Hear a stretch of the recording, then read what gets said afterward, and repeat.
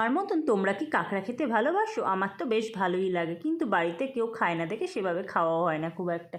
কিন্তু সেদিন অফিস থেকে ফেরার সময় এরকম কাঁকড়া বিক্রি হচ্ছিলো, সুন্দরবনের কাঁকড়া। তো কাঁকড়া একটু দেখে কিনে নিয়েছিলাম, দিয়ে বাড়িতে এনে ভালো করে ওটাকে ছাড়িয়ে নিয়েছি, দিয়ে নুন হলুদ মাখিয়ে রেখেছিলাম। এরপর কড়াইতে সর্ষের তেল গরম করে ওর মধ্যে কাঁকড়াগুলো দিয়ে দিয়েছি ভাজার জন্য। আর এদিকে পেঁয়াজ, টমেটো আর একটু কাঁচা লঙ্কা কুচিয়ে রেখে দিয়েছি।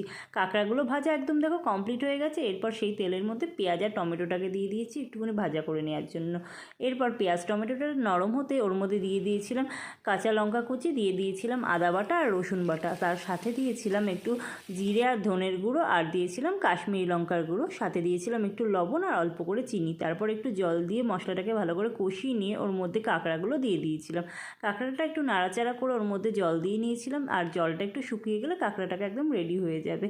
দেখো জলটা অনেকটা শুকিয়ে গেছে, আর নামানোর আগে এর মধ্যে দিয়ে দিয়েছিলাম একটু গরম মশলা।